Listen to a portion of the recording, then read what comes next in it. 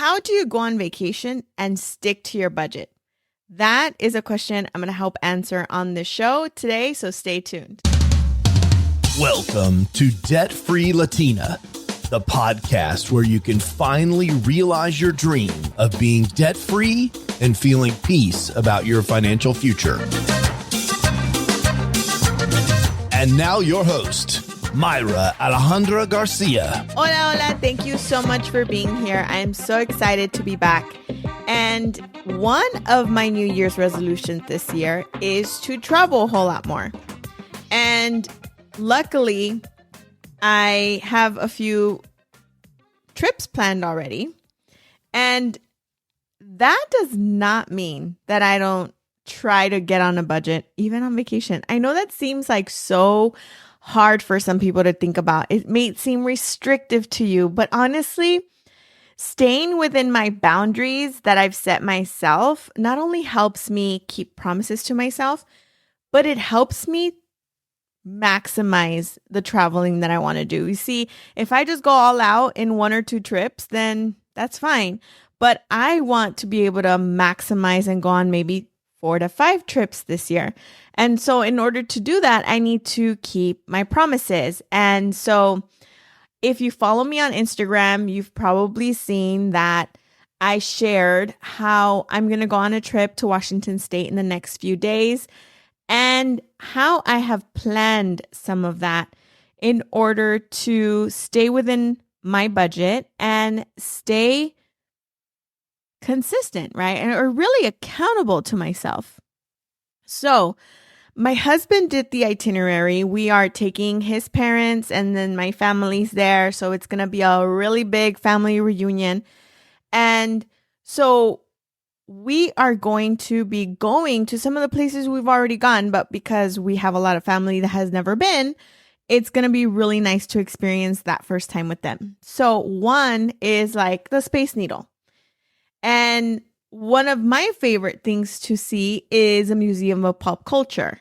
And so some of those things have entrance fees. And so when my husband did the itinerary of everything that he wants to show our family, I then put a dollar amount next to it. And so if you've never been to a city that you might be visiting and you don't really know how much these things are, you might want to go on the website if you're going to like museums or you're going to specific places that have entrance fees. You can see what those are on their website most of the time.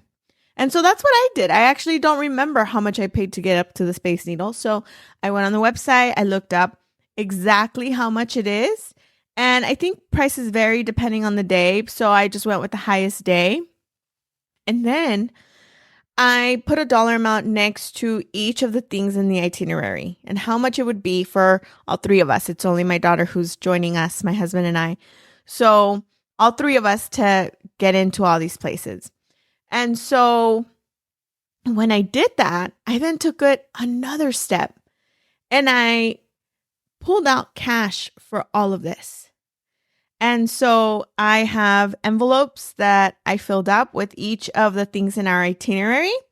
And so if you're watching this on YouTube, you can see me holding up the envelopes. If you're not listening on YouTube, then you can go to my IG stories and you can see exactly what I talked about if you go to the bubble that says travel.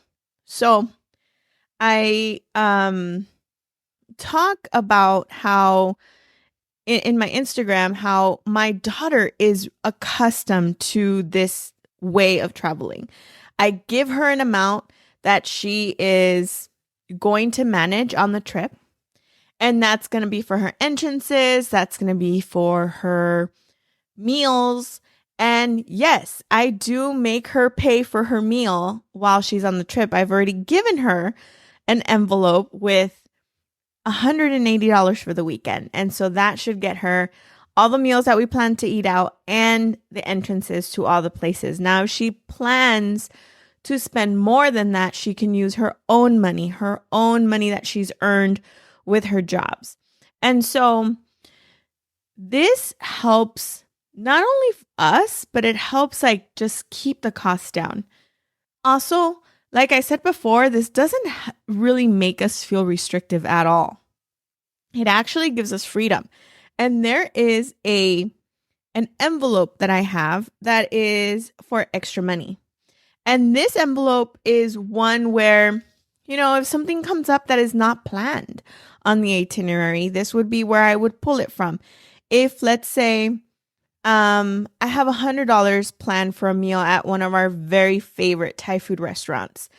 If we go all out and we get appetizers and, all the things, and we go above $100, then I'll just pull from the extra money envelope. Now, what happens if, for example, I have to swipe a card because it's forcing me to when you are parking in the streets of Seattle? And I know that that's something that could happen. And honestly, I'm not really worried about it because whether it's $2, $5, $10, that doesn't change our world. We can totally use our debit card for that. But also, if you really want to, keep costs down and really manage your money to another extent, you could get a prepaid card. You can leave some money in your bank account to account for parking. There's so many ways that you can do that. But for us, like $10 is not a big deal. But it's the bigger purchases that can really detour us from what the plan is and can really start affecting the vacation budget that is going to be helpful in the future. So, if we go over, nothing really happens. We'll just pull from our vacation fund a little more, and that's fine. Not everybody has that luxury, and I understand. But for purposes of just keeping accountable and really keeping our word, we are going to try our best to stick to our $770 budget for all the things we want to do. And that is one way to do it. And I know a lot of people may be hesitant to carry cash, but the truth is, there's nothing wrong with carrying cash. You actually feel the transaction happening.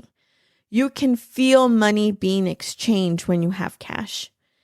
And another great benefit that many of us don't talk about is not using a credit card is actually true freedom.